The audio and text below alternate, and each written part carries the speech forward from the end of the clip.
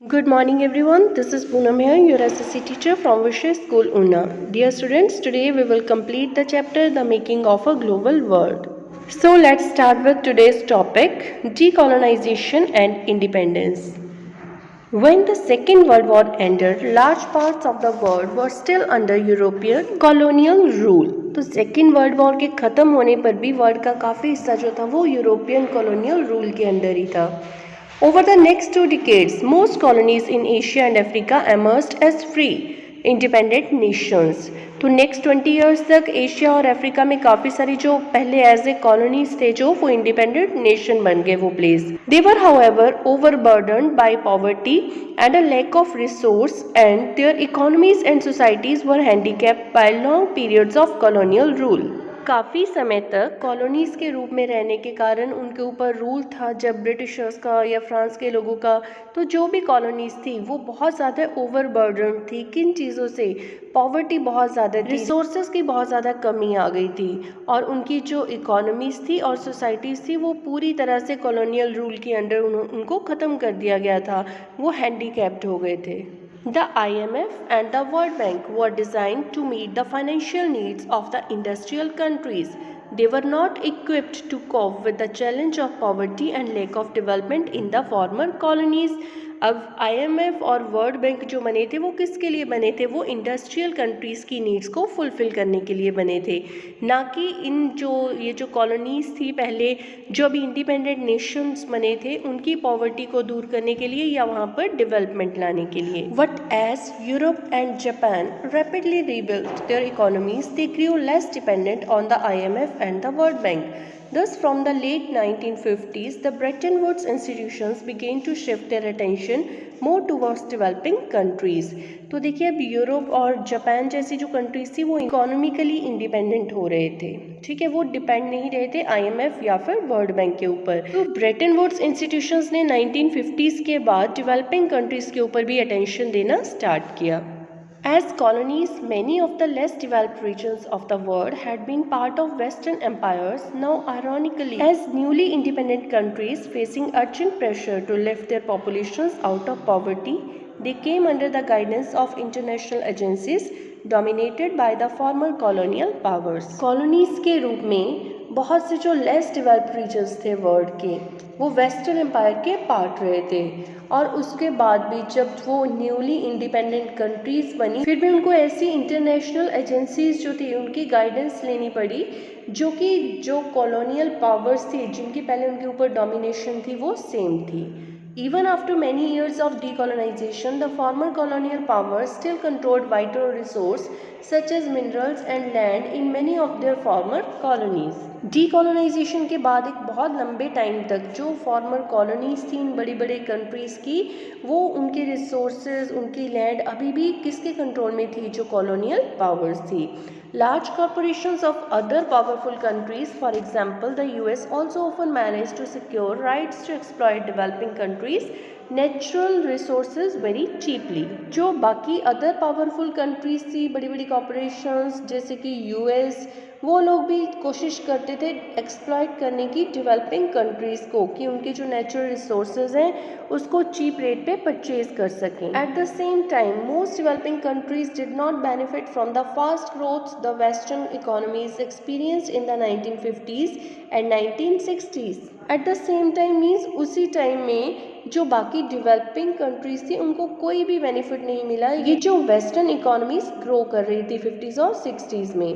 Therefore, they organized themselves as a group, the Group of 77 or G77, to demand a new international economic order और NIEO. तो in developing countries ने अपना एक group बनाया, group of 77.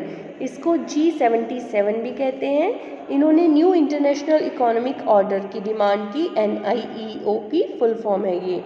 By the new they meant a system that would give them real control over their natural resources, more development assistance, fairer prices for raw material and better access for their manufactured goods in developed countries markets। तो G77 का main M क्या था कि उनके अपने natural resources पर उनका control हो, डेवलपमेंट के लिए उनको ज़्यादा हेल्प मिले, रॉ मटेरियल के लिए सही प्राइसेस मिले उनको, और जो उनकी मैन्युफैक्चर्ड गुड्स हैं डेवलप्ड कंट्रीज मार्केट्स में वो अच्छे इजीली पहुंच जाएं। तो after that the last topic of this chapter is end of Bretton Woods and the beginning of globalisation.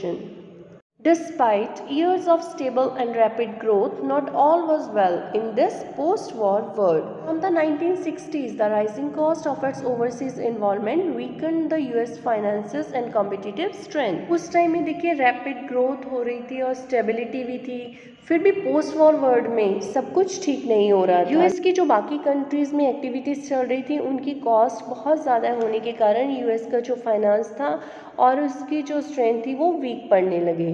US dollar now no longer commanded confidence as the world's principal currency. It could not maintain its value in relation to gold.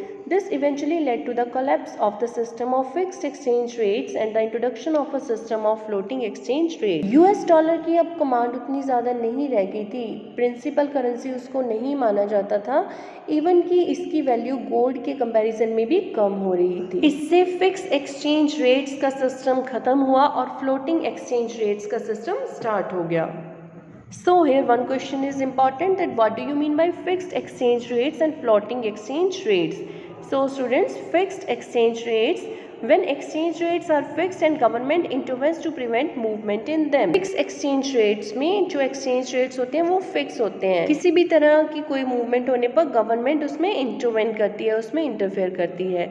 और flexible और floating exchange rates कौन से होते हैं? These rates fluctuate depending on demand and supply of currencies in foreign exchange markets, in principle without interference by government. Flexible और floating exchange rates जो हैं ये डिमांड और सप्लाई जो होती है करेंसीज की फॉरेन एक्सचेंज मार्केट में उस पर डिपेंड करते हैं और इसमें गवर्नमेंट का कोई भी इंटरफेरेंस नहीं होता है। From the mid 1970s the international financial system also changed in important veg.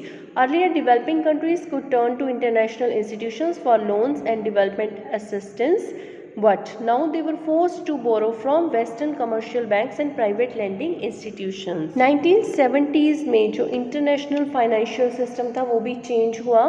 Earlier तो देखिए स्टार्टिंग में जो डेवलपिंग कंट्रीज थी वो अपनी प्रॉब्लम्स के लिए, फाइनेंशियल प्रॉब्लम्स के लिए इंटरनेशनल इंस्टीट्यूशंस के पास जा सकती थी लोन वगैरह के लिए, बट अब उन्हें फोर्स किया जाने लगा कि वो बोरो करें वेस्टर्न कमर्शियल बैंक्स और प्राइवेट लैंडिंग इंस्टीट्यूशंस से। तो इससे क्या हुआ, जो This led to periodic debt crisis in the developing world and lower incomes and increased poverty, especially in Africa and Latin America. इससे वेस्टर्न कंट्रीज़ के ऊपर जो डेट था वो इंक्रीज़ हो गया, उनकी इनकम कम हो गई और पॉवर्टी इंक्रीज़ होने लगी, स्पेशली अफ्रीका और लैटिन अमेरिका में। The industrial world was also hit by unemployment that began rising from the mid 1970s and remained high until the early 1990s. From the late 1970s, MNCs also began to shift production operations to low-wage Asian countries. Industrial world जो था वहाँ पे भी employment की problem जो थी 1970s के mid में इंक्रीज़ होने लगी और वो 1990s तक चलती रही। लेट 1970s में जो MNCs थी उन्होंने अपनी जो बड़ी बड़ी प्रोडक्शन कंपनीज थी उनको शिफ्ट करना स्टार्ट कर दिया जो लो वेज कंट्रीज थी एशिया में। China had been cut off from the post war world economy since its revolution in 1949. What new economic policies in China and the collapse of the Soviet Union and Soviet-style communism in Eastern Europe brought many countries back into the fold of the world economy. 1949 में China में revolution हुई थी, उसके बाद से world economy जो थी उससे चाइना बिल्कुल कट ऑफ था, बट जो न्यू इकोनॉमिक पॉलिसीज चाइना में बनी थी और सोवियत यूनियन में कोलैप्स के कारण बहुत सारी कंट्रीज जो थी वो वर्ल्ड इकोनॉमी में उन्होंने वापसी की। These were relatively low in countries like China, thus they became attractive destinations for investment by foreign MNCs competing to capture world market. Have you noticed that most of the TVs, mobile phones and toys we see in the shops seem to be made in China? This is because of the low cost structure of the Chinese economy, most importantly its low wages. China जैसी countries में wages बहुत कम थी, तो MNCs बहुत ज़्यादा attract हुई उन countries की तरफ। आप लोगों ने भी देखा होगा कि जो टीवीज़, मोबाइल फ़ोन्स, टॉयज़, बहुत सारी कंपनीज़ हैं उनके ऊपर मेड इन चाइना लिखा होता है।